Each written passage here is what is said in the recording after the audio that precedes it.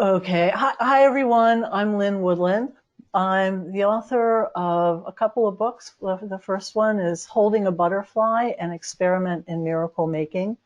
The more recent one is called The Breakthrough Point, a spiritual activist guide to thriving in a modern world.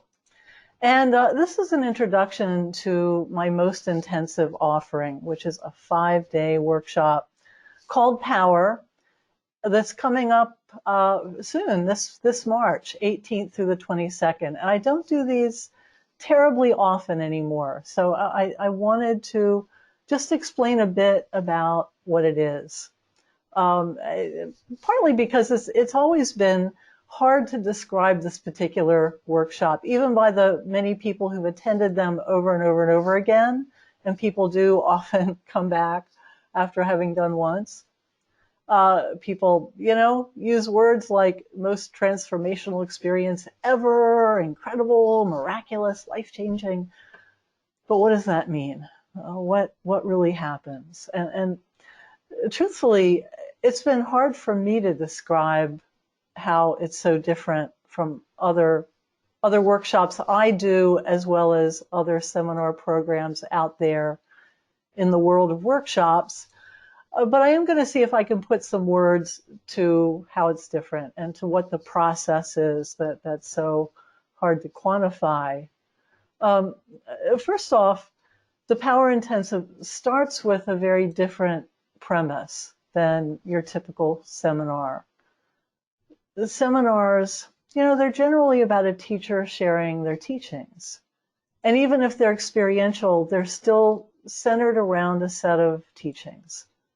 Now, the power intensive, it really is more of a group experiment than a classroom, with the object being to practice principles of spiritual empowerment in the moment. And I'll talk a little bit about what I mean by that, rather than talk about them. It's about putting it into practice here and now. And the experiment is to see what happens when we live the abstraction of metaphysical principles and spiritual law as absolutely and impeccably as we can for 5 whole days. And in my experience, this creates pretty amazing results. As we set about doing this, typically a whole host of subtle group and interpersonal dynamics come into play. Interpersonally, we start to see more clearly what we're doing that keeps us limited, that holds us back. And we have an immediate opportunity to self-correct in the moment, not just later out in life, but right here and right now. So we have an experience that goes way beyond abstract insight. In terms of group dynamics, we come together in a way that we become a powerful force for amplifying spiritual work, for amplifying our personal intention. So the personal manifesting and healing we do happens with often miraculous speed and serendipity. So what do I mean by principles of spiritual law? I mean things like love being a more powerful force than fear, and that love combined with clear intent, when that gets shaped by inner guidance and backed by will, that combination can take us anywhere we want to go. And it really is the absence of these that creates obstacles and limitation in our lives. And these are pretty basic ideas, and you can find them in pretty much any primer on the law of attraction. I mean, there's a million books out there nowadays on things like that. And at the same time, applying these principles can be a lot trickier. I began offering these 5-day intensives, well, gosh, over how long ago? In 1987. That's a really long time ago. And at the time, it was driven by my growing fascination with real life miracles. And it was following 15 years of work in fields of transpersonal psychotherapy, metaphysics, attitudinal healing, looking at the connection between physical illness and emotional dynamics, energetic healing. All of those areas where I was professionally involved. And nowadays, books like The Secret, that became kind of a classic about, 15 years ago. Things like that have become, have introduced the law of attraction and other new thought concepts into mainstream conversation. Like everybody's talking about their vision boards, and you think it and it shows up, all that kind of thing. And even first-time practitioners of the law of attraction can find that creating an isolated result or a little experience of serendipity can be pretty easy. But to live these principles consistently is a lifelong journey. And even for the most dedicated students of New Thought spirituality, there can be some pretty big gaps between the ideas we entertain and the unconscious core beliefs that drive our lives and shape our experiences. And these are the gaps that result in wheel spinning, where it just seems that no amount of effort seems to change our pattern of struggle in certain areas of life. And the shift from unconscious wheel spinning to true empowerment, paradoxically, it takes less effort, less pain, less struggle than typically everything else we've tried. Yet its very unfamiliarity can make this path into real mastery just feel excruciatingly out of our comfort zone, because it's just counter to a lot of our past conditioning. It's different. It goes against the grain from everything we've learned throughout our life. So, this path into mastery often asks us to unlearn things we thought we knew for certain, and to shed remnants of the past that we thought we were already done with, and to do things that, maybe we've been told we shouldn't or couldn't do, and surrender where we usually exercise control.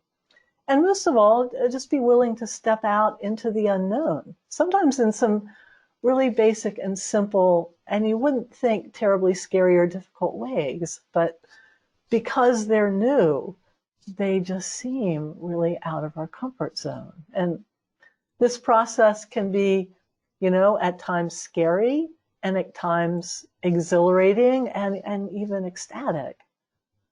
So the Power Intensive provides a safe container for this journey, the journey into true power. And if I said I knew what was going to happen in each intensive, I'd be lying. As I said at the beginning, a lot of seminars are about a teacher's set of teachings. I'm not here to give you my Lynn Woodland set of teachings. What I'm here to do is create a container that allows the best of all of us to come out. It's truly a laboratory for experimenting and for transformation, with each session being as different and unpredictable as the people who show up and the times we're in. Having done this now for over 3 decades, I know as we move into different times, the nature of the work we've come together to do has really changed. In fact, my last book, The Breakthrough Point, is all about the times we're in and how they reflect a speeding up of humanity's evolution, even in the falling apart of everything that we can sometimes just see every time we turn on the news. Even that is part of the speeding up in other ways. So people who've attended one Power Intensive, as I mentioned, often come back again and again, just because each experience is such a different adventure, and each session your experience in each session will cultivate some new dimension of empowerment and healing and growth and mastery and all those things. And, my role really is about creating an atmosphere of safety and of trust where everyone, even me, all of us can progress beyond our fears and beyond our blind spots and beyond any unconscious self-sabotage. And there's a whole lot of room in these for everyone to participate at their own pace. The depth of the experience evolves very naturally through just a high degree of acceptance and trust. And there's no need for, shame-based confrontational tactics, the kind that go on in some seminars that artificially induce intensity. This is not boot camp. It's not the kind of experience where someone gets in your face in any kind of confrontational way, because there isn't a need for that. When there's enough trust and enough safety, there's no need to push anyone off the diving board. People just naturally want to go deeper and deeper, and those who aren't ready yet just get a lot of benefit from being present with those who are. And as people feel comfortable, showing more of who they are, we also just naturally start bringing to the surface all the most, the dynamics that kind of lurk under the surface of consciousness that keep us limited in life. And we start to be able to see all this stuff, because until we can see it, see clearly what we're doing, it's pretty hard to change it. And stuff like that tends to happen in very unplanned ways. This is not about, again, the Lynn Woodland technique for bringing up all your stuff. There's something that happens in these processes where this kind of stuff just comes up very organically. Here's one small example of a process in a group and how this evolves. One time in a workshop, I asked who in the group would like to receive some time and attention to get some help from the whole group, and to be the focus. And I asked this of the whole group, and several people spoke up. I then gave a very simple instruction that these 3 people decide among themselves who would be the one to receive help at this time. I gave just a little bit of guidance to their conversation. I suggested people really listen to their inner guidance, see if they can discern together which of the 3 of you is the most ready. And that means the most deserving, or not the most deserving, but really the most ready to make use of everyone's time and attention. But basically I left them to it. I said, talk loud enough so that we all can hear, but, make this your own discussion. And I've done this a million times in groups, and some groups take longer, some groups do it quicker. But this group, these 3 really couldn't decide. I mean, it was going on and on and on. They all thought it should be themselves, and nobody would give, not an inch. No one would budge. And after a while, the rest of the group started getting really frustrated with this. And it was just leaving everyone feeling kind of stuck. And virtually everyone in the group started feeling angry, and then alienated and separate. Everybody was just going into their own little personal funk around this. So at this point, as the group leader, I could have intervened. I could have just picked somebody. It's like, okay, you're done. You're it. Come on. And, the discomfort would have been over. But it wouldn't have empowered anyone. I could have picked someone and continued with my agenda. Everyone would have been relieved, but we wouldn't have gained any real mastery.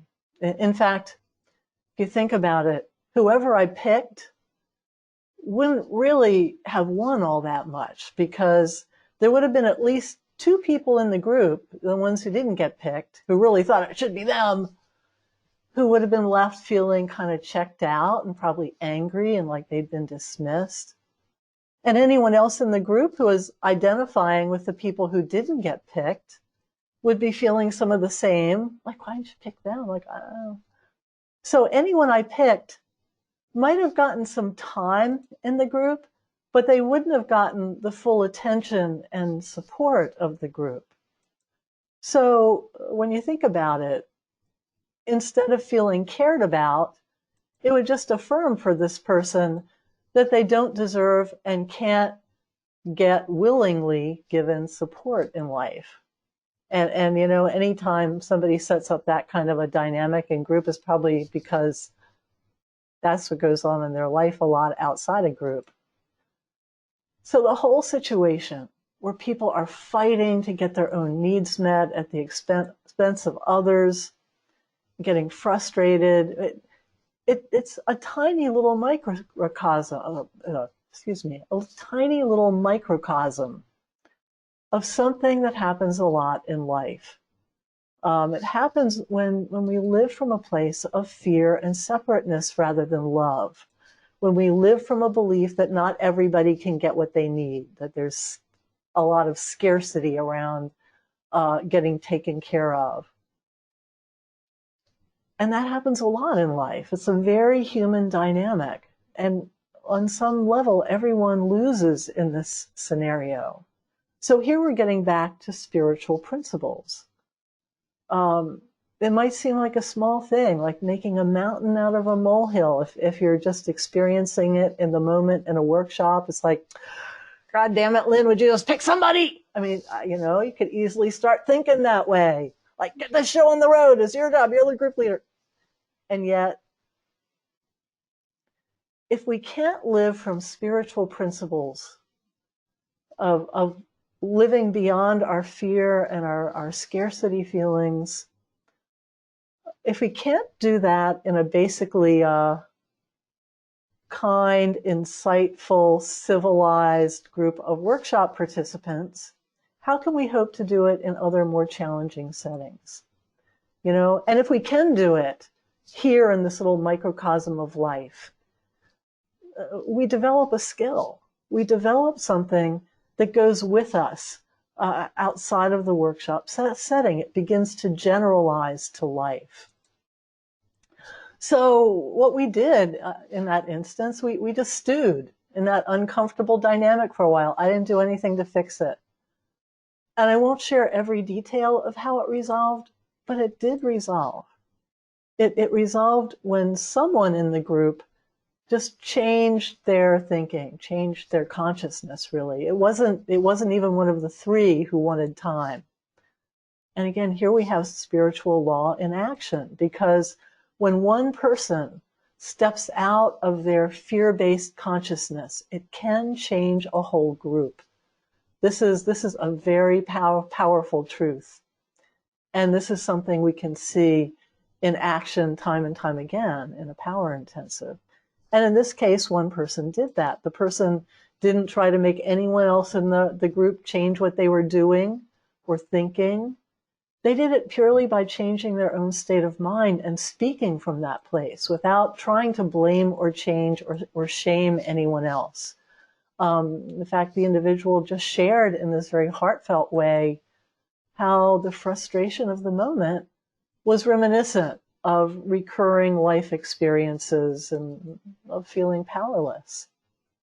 And this started other people relating the experience of the moment to painful life experiences that they've had.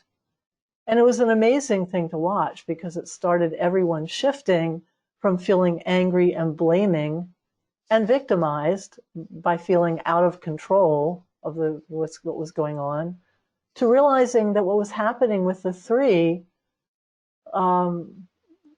really reflected each of us in need of healing, that they were just enacting a dynamic that in some way touched all of us.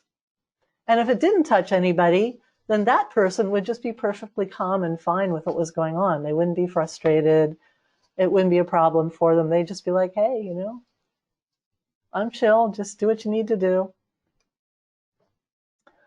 And the movement from that point, wasn't at all the agenda I had in mind for that, part of the day, but it resulted in virtually everyone coming away from it feeling like they had gotten something they needed, feeling more whole, and like something had shifted in a healing direction.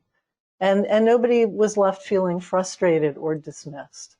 So that was a long story about really just a small piece of the kind of thing that happens in a power intensive, where things just unfold very organically in a way that we learn how to be different in life, to be more effective in our lives, to instead of feeling out of control of circumstances, to see how as we shift ourselves, the world around us begins to shift as well. And this is a big part of what makes every session different and real in a way that very few workshops are. Even those of us who aspire to living spiritual principles tend to have some kind of unconscious double standard in place where we act out limited and limiting beliefs about life. We judge some people, we alienate some people, we manipulate or get manipulated by some people, we say things maybe we don't mean. I could go on with all of the learned behaviors that we do, that often in a semi-conscious, automatic way, without even seeing how we might be undermining our own power in the process. These dynamics often just get swept under the rug. We smile and pretend they're not there because, to do otherwise, it feels messy and uncomfortable. We don't see how this directs, how this translates to living a less happy and effective life. So, as I keep saying, every session is different. The individuals in attendance always make each group very unique. And I bring a lot of different exercises to each session of the Power Intensive, just really based on what's happening in the group, what people seem to need. But at the same time, there's also a flow to it that remains the same. We start by identifying where we want to be in life. And as soon as we do that, whatever gets in the way of our intentions start to surface. We're able to do a lot of self-correction as we see in the moment whatever we're doing that isn't in alignment with our goals and our aspirations. And we do each day by day, we kind of peel back layers. We let go of more and more of what we no longer need. And this process builds a lot of trust and group energy until we have a space where we can address some of the big dreams and goals of life, where we can do healing, we can just envision some of our heart's desires and have a lot of group energy behind calling them in a more law of attraction sort of way. It's like we really prepare the ground for some of those new agey things to really work, to really lead to mastery, and not just like, oh gosh, I thought about a butterfly and boom, there's a butterfly. Did that change my life? I'm not sure. As people do have often just sensational results shortly after a power intensive, like big heart's desire type circumstances suddenly shift into place, and wonderful things start showing up.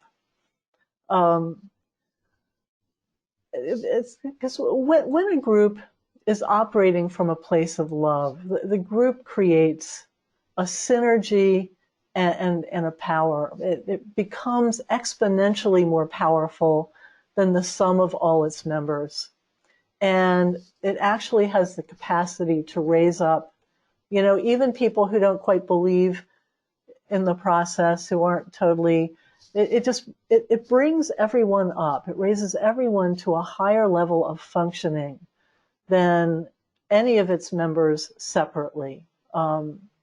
And that's very different from normal group functioning, which tends to sink to the level of its weakest members. That's what we often see out there in the world as a group tries to operate together. But a group that's built up to a higher vibrational level through love, through authentic sharing, through trust and support and intention, it lifts everyone to a level that's greatest than the highest functioning member. So all this work of the first few days gets us to this place of group synergy that becomes the foundation for all the more powerful healing and manifesting work that really does propel us more rapidly into whatever we personally desire. And in fact, the whole process often includes some really wonderful moments of just ecstatic peak life experience, which in and of itself is a very high vibrational state. When we are in moments of ecstatic peak experience, it creates a window for healing and manifestation to occur, sometimes instantaneously. It's like a moment where all the pieces kind of shuffle around and allow something new to happen.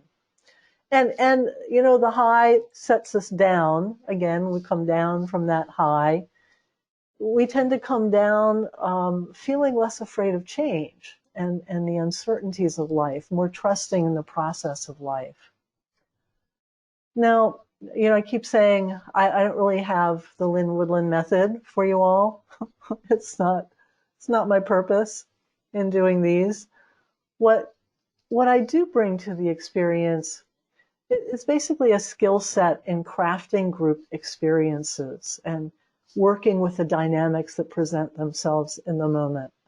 And I'm not meaning to brag on myself here, but it's just that group work has been my passion and my primary focus, really the focus of my career for more than 40 years now, 45 to be exact.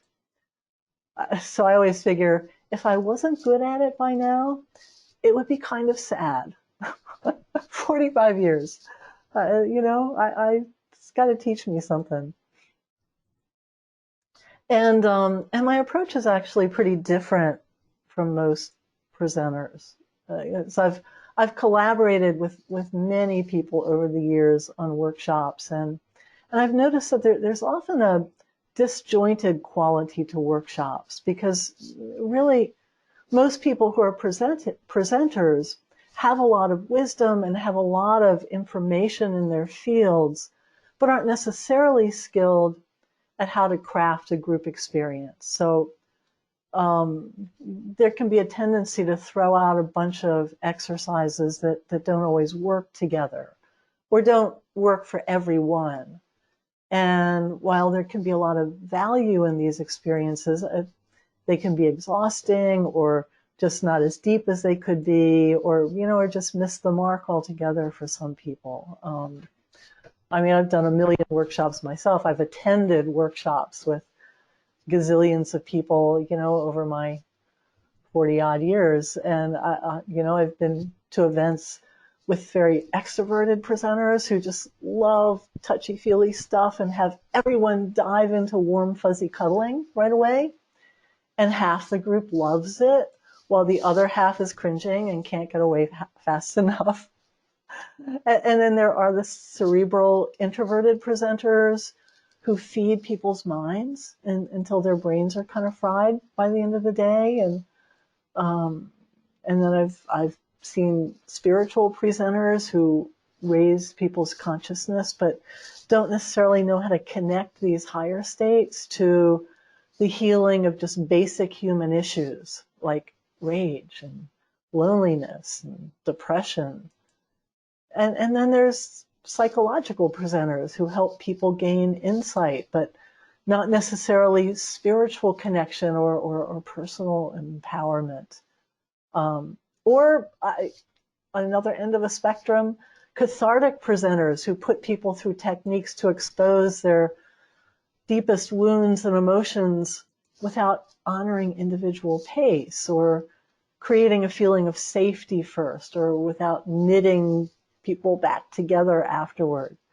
You know, these are all experiences that I've had out there in the workshop world. So I know that it is a bit of an art to create a process that can connect all this, the mental, the emotional, the spiritual levels of human experience, the interpersonal dynamics, and do it in a way that works for a lot of different types of people. It's not always an easy thing to help everyone feel comfortable enough that they feel safe, but not so comfortable that the experience remains superficial. Because, and here's an important part about being a little uncomfortable. Any movement beyond where we've been in life, even in the direction of our highest heart's desires, where we've always wanted to go, we've always wanted to be, do, or have, is going to take us out of our comfort zone. That's because we're comfortable with what's familiar. Even pain, if it's familiar, might be painful and yet at the same time comfortable. It's kind of ironic, but it's true. And if we want to go somewhere we haven't been before, such as a higher level of happiness, of health, of success, of well-being, of love, we're going to have to move out of what's familiar. So if we're too comfortable, we're not going to come away with much. Although, of course, with too little comfort, we shut down, we don't grow. So there's a bit of a little like fine line. There's a little bit of being on the edge of our seats that really contributes to a transformative experience. And even for myself, I can't ever say that I'm totally comfortable in these intensives. There's a lot of things that are out of my comfort zone, and I do that intentionally so that I am as present as every other single person there. And yet that's what helps us all stay in this heightened state of awareness where we can do this kind of work together. The trick is to keep us all a little bit out of our comfort zone while building in a lot of range for people to proceed at their own pace.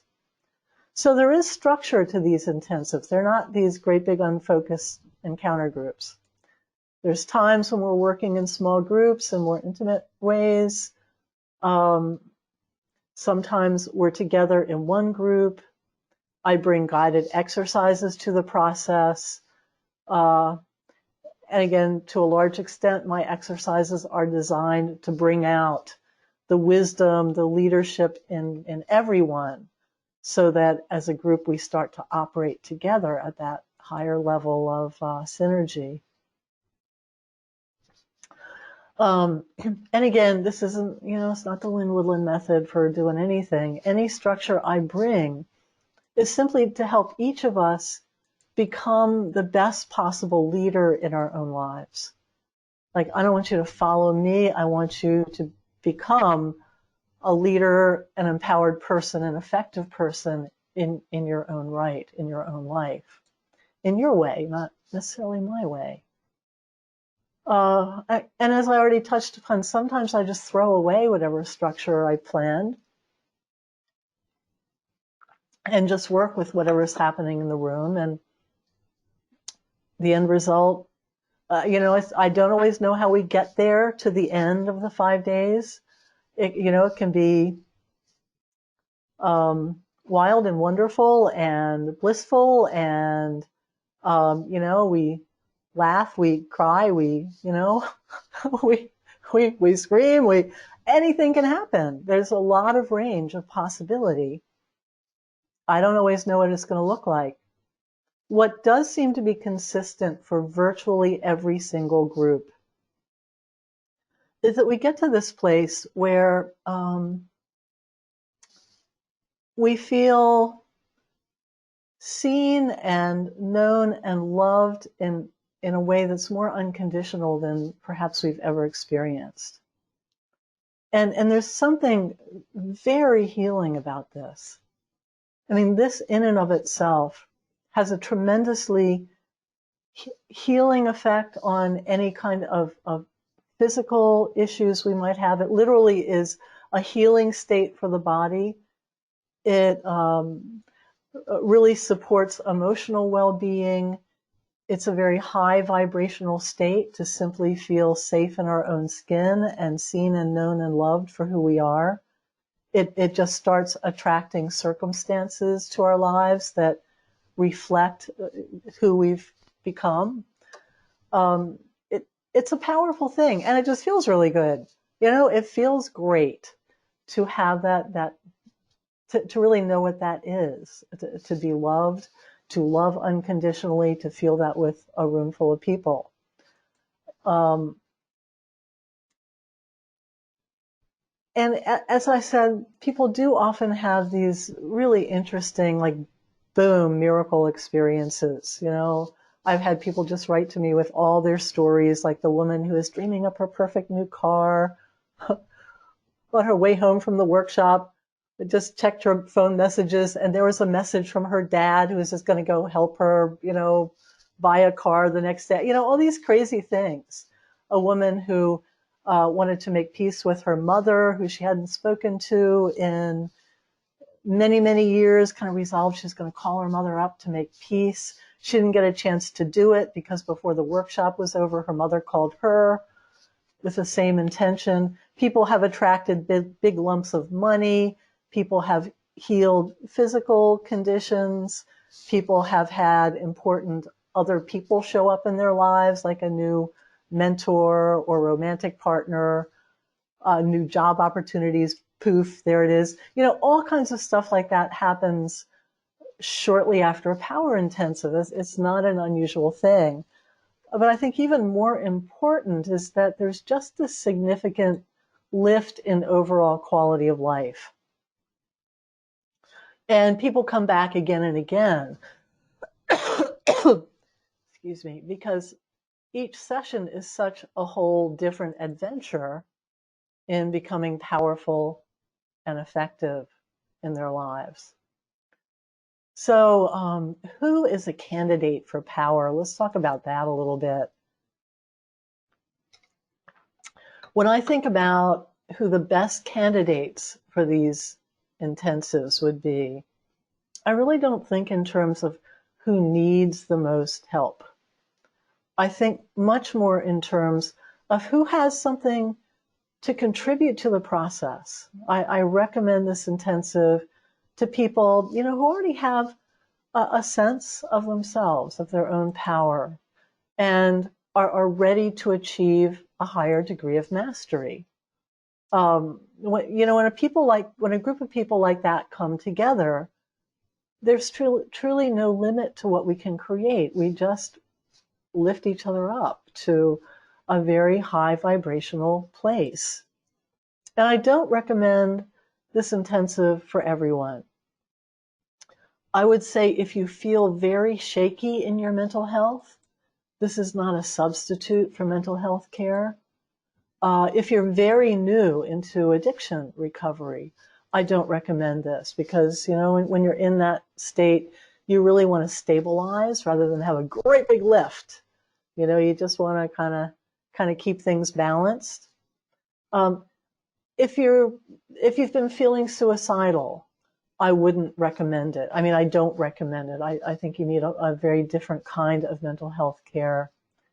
And also for many people who are struggling with bipolar disorder, this is not the right opportunity. And that's because, again, with bipolar, you know, you got the highs, you got the lows, you got the ups, the downs. And what you want to be working on is that middle range, you know, and for you, I would recommend coming to my weekly online class, my Wednesday night miracles course, where you just get a little a little hit every week. You get something to chew on every week. You work on it. You come back and get a little more and come back. I would recommend something like that rather than a great, big, huge, breakthrough experience. Because sometimes that can be destabilizing. It's similar with someone who's very fresh into a recovery process. There's a fairly significant information form I ask everyone to fill out because I want to make sure this is going to be right for you before you attend. Now, if you're a little neurotic, if you're depressed, if you're kind of numbed out, all that's fine. You're probably perfect. It's great for stuff like that. And if you have questions about what is right for you or not, just send me an email. It's lynn@lynnwoodland.com. Send me an email and I'll give you my phone number. We can talk in person or I can answer questions through an email, whatever is best for you. What kind of goals are appropriate to bring to the Power Intensive? Well, I would say nothing less than your highest dreams and heart's desires. Now, that said, I think I also need to mention that when we really open it up, when we say, okay, I'm really ready for my highest heart's desire, not just the highest I can imagine, but whatever is really, what spirit has for me, the highest. It tends to open doors. It can open doors to dreams we never even knew we wanted. We might discover things that our heart has always longed for, but our mind has never known how to name. And these can, again, be a big step out of our comfort zone. Sometimes what we think we want reflects some limited thinking, the limits of what we're able to imagine. And our true highest good is something much bigger. We might have to redefine who we are to step into some bigger shoes and onto a bigger path. And I always say that if you listen to a lot of this stuff and you feel a little bit excited, maybe a little bit afraid, and you just feel ready for some kind of big leap in your life, then that's a sign that this, that you may well be a good candidate for this next session. My guidance for whether or not it's right for you, because sometimes people say, oh, it sounds great, but I can't do it now. I'll do it another time. Well, A, these days I don't do them very often.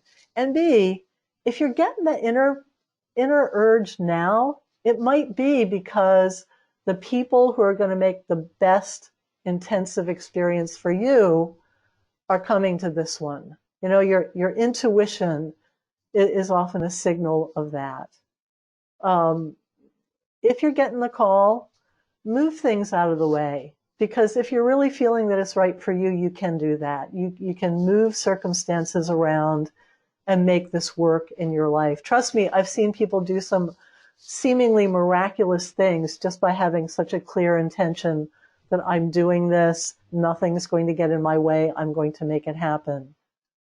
Now, on the other hand, if you're listening to all this, you're not getting any inner zing, not even like a, kind of fear feeling. You just think it might be, maybe it would be good for you, like taking some nasty tasting medicine. You don't want to take it, but maybe you think you should. I would skip it. It's not for you, at least not now. If you feel completely broken, you're looking to make one last heroic effort to glue yourself together. It's not coming from oh, I'm excited, but oh my God, maybe this, last chance. That's probably not the program for you either. Definitely reach out for help, but this is probably not here, at least not yet. On the other hand, if you're just feeling some excitement, again, mingled with fear, sure, that's fine. Like I said, I always have a little nervousness going into every intensive because with this kind of group process that's so much about the energy of all of us, I always see my life shift every time as well. There's something we all go through together that takes us to some next level of our highest good, of our path.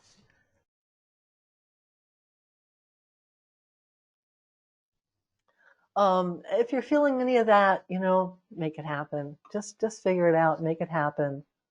Um, and one thing I do want to say is that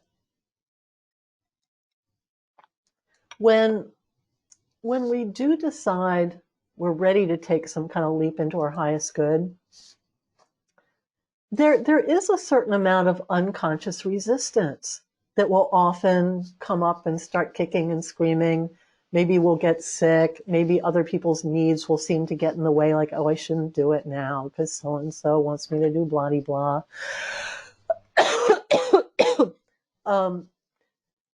Because this is how unconscious resistance to success works.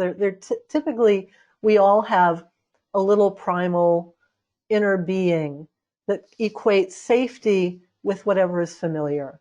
And even a step in the direction of our highest good, even though our mind knows, wow, that'll be great, that little inner primal being just thinks of it as change and of something unfamiliar and of something potentially unsafe and starts throwing up resistance. I mean, I've seen people have all kinds of things, like their cars break down, they get the flu, their kids, babysitters goes away, all kinds of things happen. And there's another thing that happens, that as people rise to the challenge of overcoming each of these obstacles, it's like they show up all the more ready. It's like they are ready to hit the ground running. Because they've done all that already. They've cleared out all of this unconscious kicking and screaming part of their being.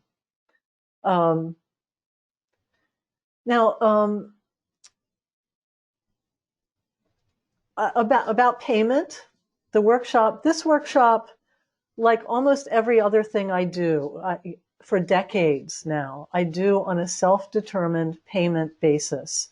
You decide what to give at the end of the workshop.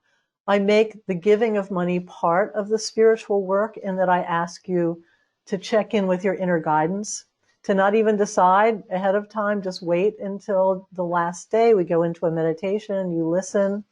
By then we've had a lot of practice in listening to inner guidance. We do it in a lot of different ways, a lot of different contexts. Whatever you decide to give, I receive. The one thing that is mandatory, and this is for everybody, whether some of you who are doing the intensive a second time as an assisting team person, this goes for team people as well as people who are participating for the first time or the second time. No matter how you're participating, the thing that is mandatory is a $150 deposit to reserve your space. And this really guarantees that you have some skin in the game, because it's not refundable unless you get to the very end. Assuming you get to the end of the intensive, you do the whole intensive, you get to the end. If you want to ask for any or all of your deposit back, you can do that. But if you drop out along the way, then I keep that. And really that's a way of ensuring that the people who sign up for this are serious. If I allowed a lot of people to just check it out and come for a day or two and quit if it, gets to be too much for them, that it would really diffuse the experience for everyone. So this is one of the ways that I make sure that everybody's in it to be in it, that we're committed to the process, and then consequently, that makes us committed to each other too. We become one big support group for one another. Now, this is not a workshop really where you can wait until the last minute to register. I require pre-registration, and it does take a lot of preparation to do one of these intensives. If I don't see enough people signing up, I cancel it, somewhat in advance, so that whatever few have carved out 5 whole days of their lives don't find out at the last minute that was all for nothing. And also, I need to make sure I have enough team helpers to accommodate the number of participants. So if too many people show up at the last minute, I might have to turn people away. Also, especially for any of you who haven't done a bunch of these before, I want to see that information in your registration form. I want to know something about you so that I'm sure that this will be a good experience for you, so that I will know how to help you.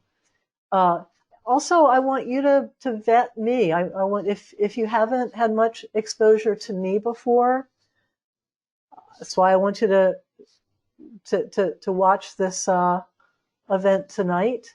I also suggest coming to, one or two or more of my Wednesday night online classes so you get more of a feeling for me before you just entrust yourself to me for 5 days. It's a lot, it's a lot. And I want you to feel comfortable with me. Um, I want you to ask me whatever questions you have. So don't wait on this. Ask whatever questions you need. If you're getting the call, sign up sooner rather than later.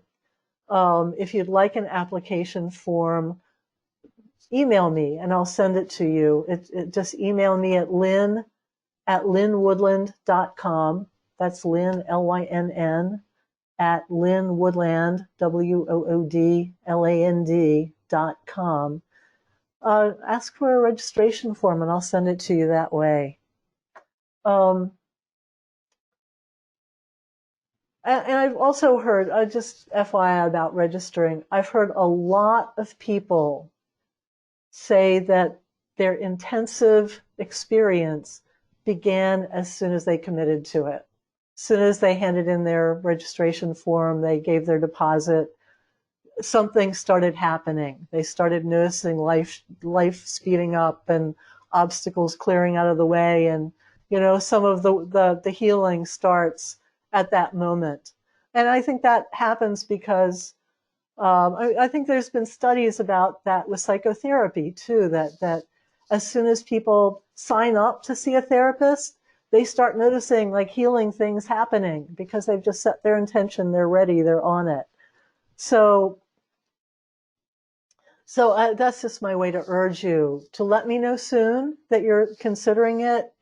Once you've made your decision, commit sooner rather than later so that I can take the best care of you, and we can have time to take the best care of this whole group.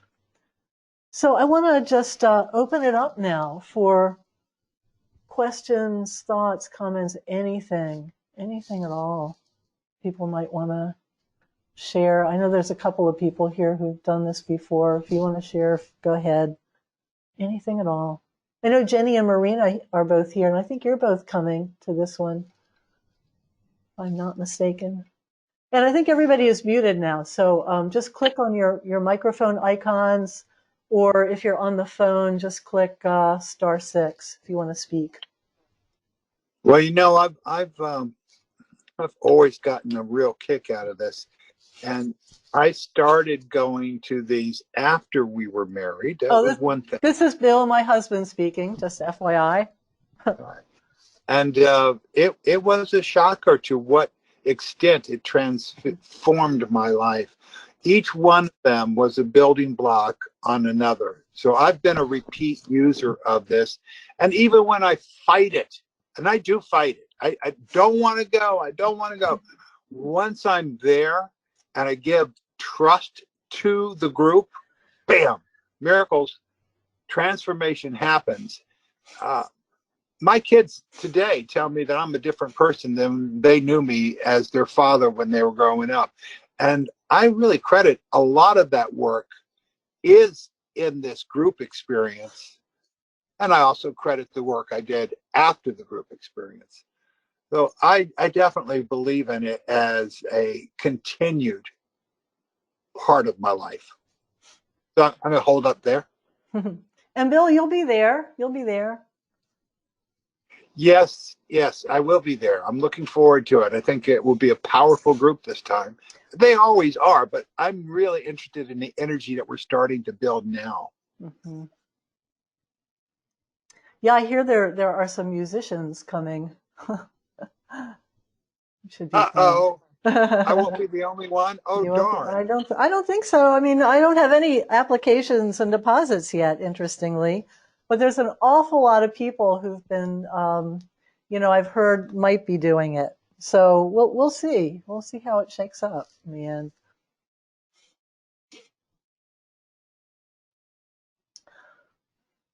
Questions? Anything you want to know more about?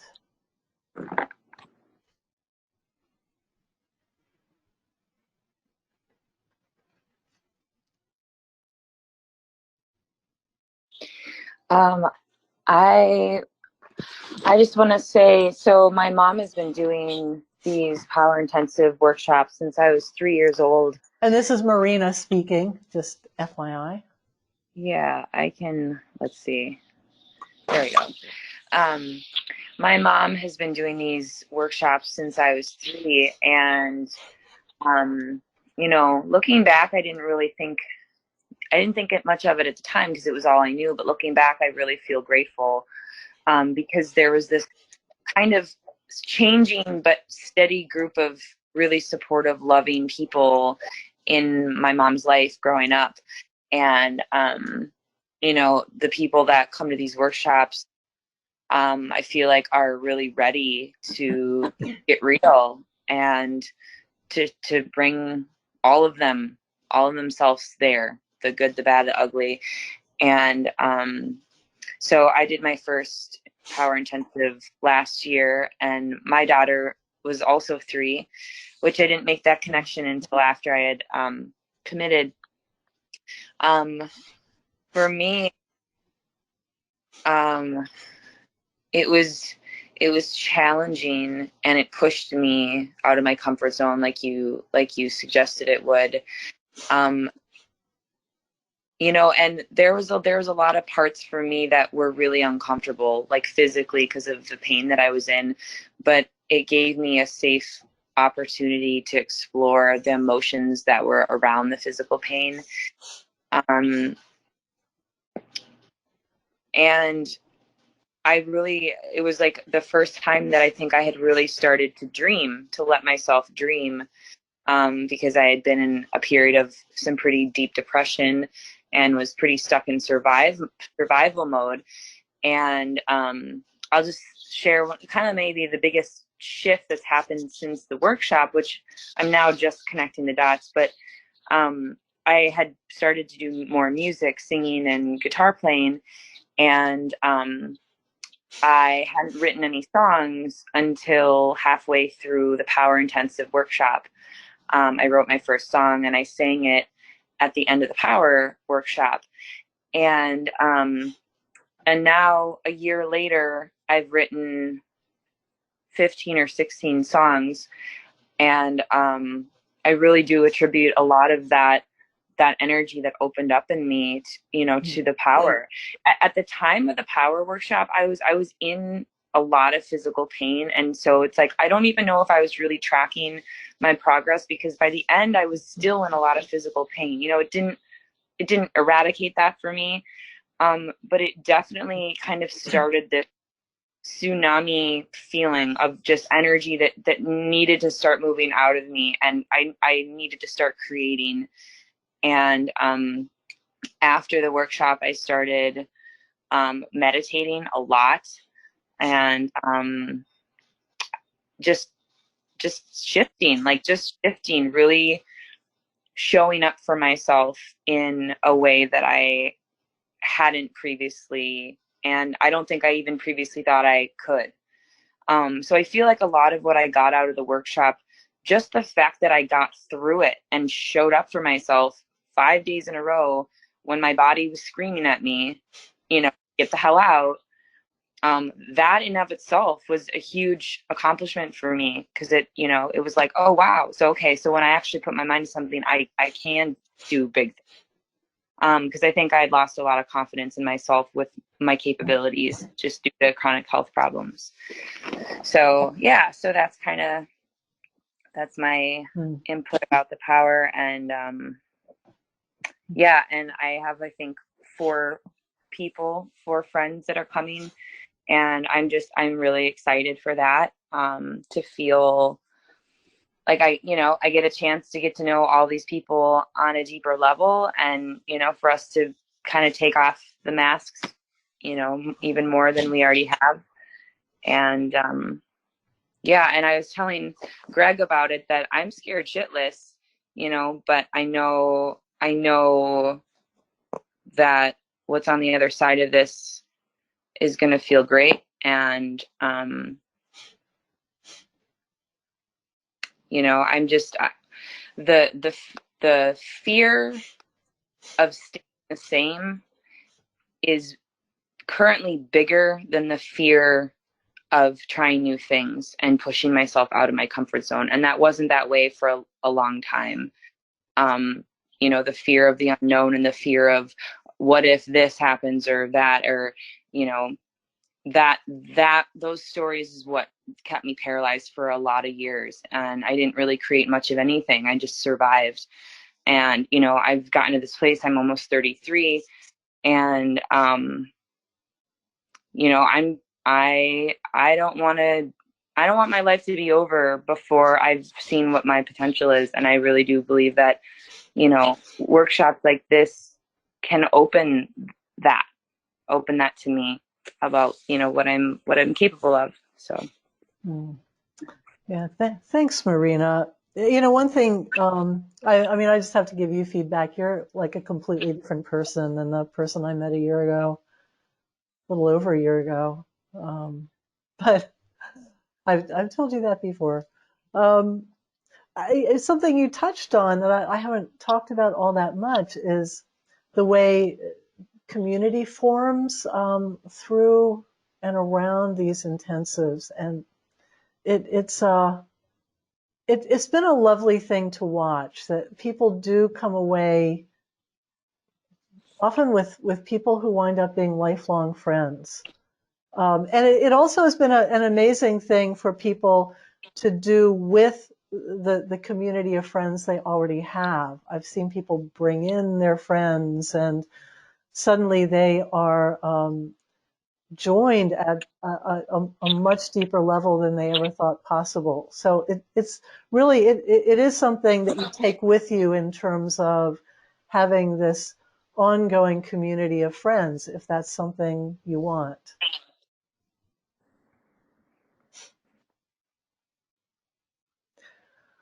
Other questions, any comments, anything at all? Oh, hi. Yeah, Can you hey. hear me? Yeah, hi, Greg. Go for it. I really don't know where to start. I relate a lot to what you're talking about because of the fact that I've done a lot of training in transformational coaching, therapeutic coaching. But what's interesting, everybody, it's great working with someone else, but then working with your own stuff. I remember being told your willingness to go as deep as you possibly can will allow you to go as deep as you possibly can with whoever shows up as a client. Hmm.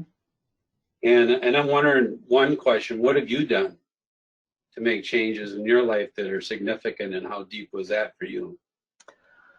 Wow, in the last 50 years?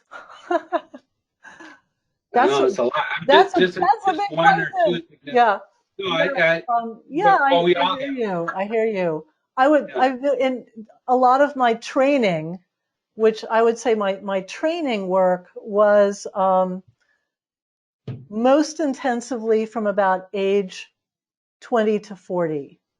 I attended just, all kinds of different workshops, um, classes for therapists, um, I've just a lot of experiential therapies. I cut my teeth with a very innovative, transpersonally oriented psychotherapy center in Baltimore, Maryland, started in the mid 70s.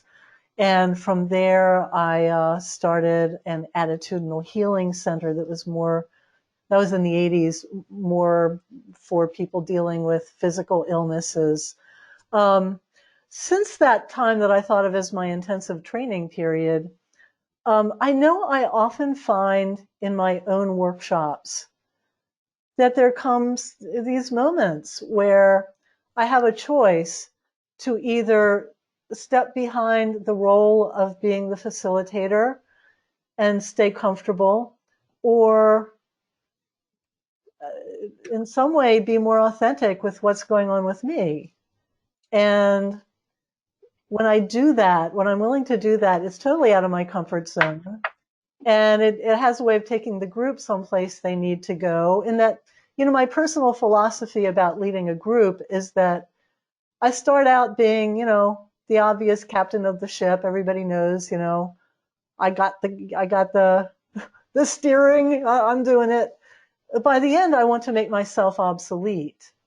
And so, there have been those moments at the end of workshops.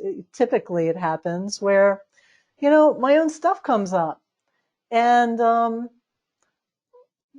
I do my own work in some way.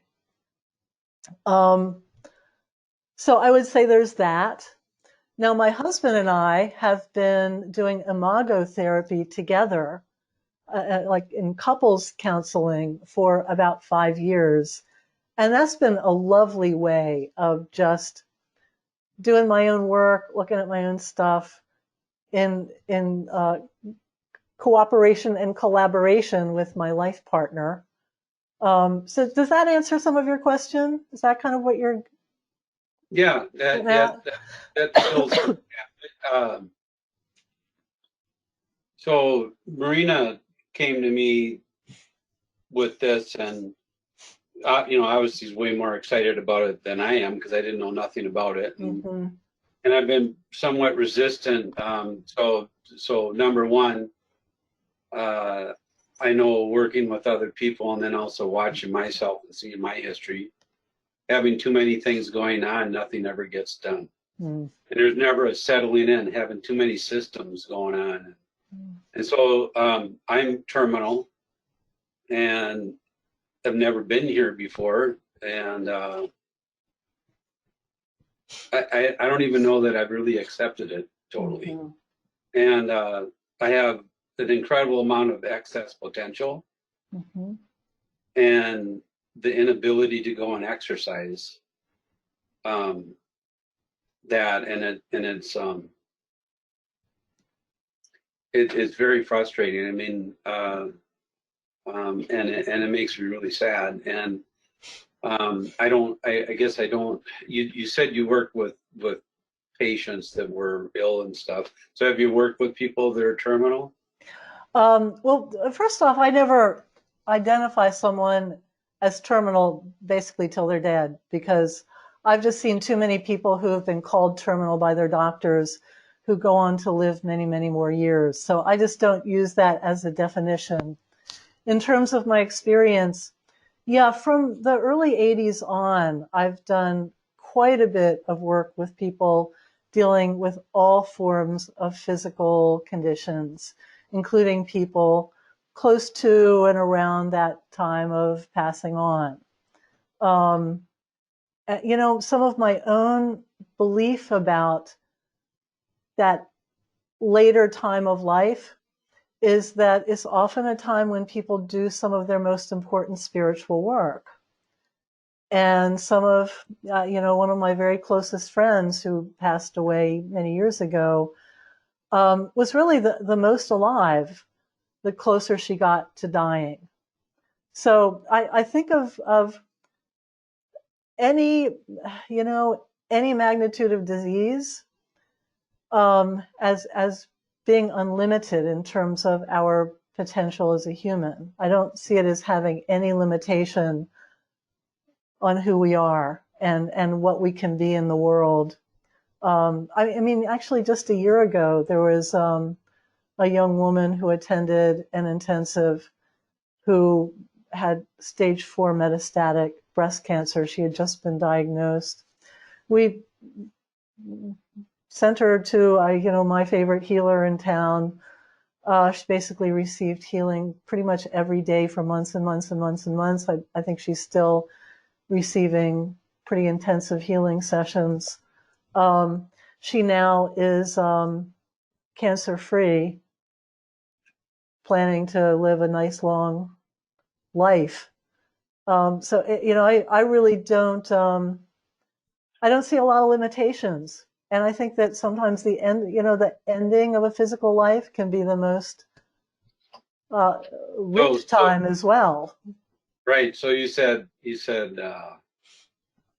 when a person gets older that they have more time typically to evolve, maybe spiritually as a human. Okay. So the thing is that my whole existence for the last couple of years has been hand to mouth. And I've been pretty well taken care of by other organizations or people in order just to make ends meet. And yeah, so I guess what I'm looking at is like, so if the reason I bring that up and say it the way I say it, because that's one fact, but that's not all realities, and I get that. And am I putting myself in a place of possibilities and choice in your group? And or is that entirely up to me, or is the group somehow going to help me with that? I guess I'm a little confused about how that really comes about, or is that just kind of left to the group, like you were saying, to see how things just show up? In terms of, well, I think some of what happens for you starts with what is your agenda for yourself in life right now? What is your highest heart's desire? It doesn't really matter if you... Honestly, I really don't know, because Yeah. I'm not beyond the next week barely, and I've been this way for a long time, and I'm suffering as a result. Yeah. And so just holding. There's this white beyond that. There's no. I mean, there's like little ideas in here. I used to dream of all kinds of cool things, vacations and yachts and a pretty wife and all, but that's just, it's gone. It's not, I don't really value it the same either, but I will tell you this, I value my relationship with my two sons.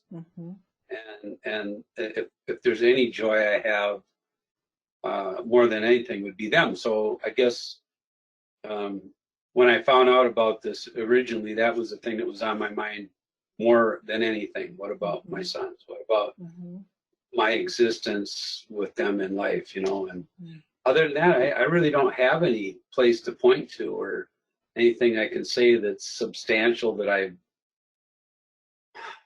of course I want a roof over my head and all that. But I told Marina I'm at the point of almost giving up. And it's where I'm at. Yeah. And when we break down essentially what is any heart's desire, whether it's I want to go on a Hawaiian vacation, or I want a beautiful wife, or I want love with my children, if we get deep down into what is that really about, what is the inner experience that we want from that, whatever that outcome is, typically is that we want to feel joy in the moment. We want to experience joy and love and peace. Yeah. And what an amazing heart's desire that is, to dream that up. Like, I now wake up every morning excited about getting up in the morning, looking forward to every second, experiencing the joy and love and richness of life in every moment. What better heart's desire could anyone have than that? And you can have that regardless of any of your external circumstances. Yeah, perfect. That's perfect. Thank you. Yeah. And the other thing about that is that when we live richly in each instant, it's one of the most physically healing things we can do. It really lets go of the outcome of, am I going to get better, am I not, so that we also feel at peace with letting go of our body. So it really puts us in this open possibility of, if it's our time to let go and pass on, we do peacefully and and easily. If it's really our time to have a miraculous healing, we do that. Well, I like the former one, or the latter one. I mean, Why yeah, I want not? a Why miraculous not? healing. You guys, Yeah. like, I mean, of course. I mean, I feel like I have so much more to give and offer, and Yeah. it's taken me being sick to realize that. Yeah. I can relate. Yeah. Yeah. And because of that, I'm very sad. Anyways, I don't want to take up all this time. No, I think what you're sharing is very meaningful. In fact, I'll tell you a story. This wasn't a guy from a power intensive, but it was a man I knew for a number of years, and a lovely man. And he just had really suffered a series of strokes and heart attacks. I mean, it really just did not seem like he could survive much longer. He had one more episode that put him in the hospital. And I saw him shortly before. He really looked like death warmed over. He looked terrible. He could barely walk. And with his last episode, his friends were visiting him in the hospital to say goodbye. And at that time, he felt like he was visited by God and was given a mission to employ the unemployable, to start a nonprofit organization, to employ people that society had thrown away. And he just got better. He recovered. He got better. He started this organization. I just saw him after that. And he had the spring in his step. He wasn't using a walker. He had color back in his face. And he lived many more years and went on to employ hundreds of people, because he found his calling. He was given his mission. It just brought him back to life with this incredible passion. So, I mean, I've seen people heal of so many things in so many ways.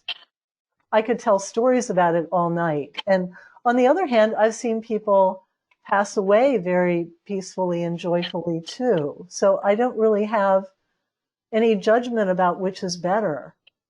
What I do have certainty for you is that you can live a joyful life. Yeah, it's weird because I keep hearing it say that didn't go anywhere. You're the one that went somewhere. Joy never left. So, yeah. So, but no, it's cool because I'm going like, how do I bring this up but do it in a way where it's, I don't know. I got my answers, so I appreciate you answering them and Yeah, well, thanks for being willing to ask. I think it was helpful. Is there anybody else that's got anything to add or to ask? I just wanted to say that I've been doing these for. This is Jenny. Hi. I was like, this is weird without I have to take one of them out. And every time is completely different. And I always start the process when I start thinking about coming. And I always think that I've gone through all the different things because I've been thinking about this for so long. And then there's always something new, and there's always a new place that's outside my comfort zone that takes me to someplace new, and I'm just already started thinking about it. So I'm just really excited to be there, and can't wait to see what's next. I'm looking forward to having you. I'm excited. I mean, Jenny, how many have you done? It's been dozens and dozens and dozens. Well, you're a veteran. I think back over it's more than 20 years, but I know it's been a while.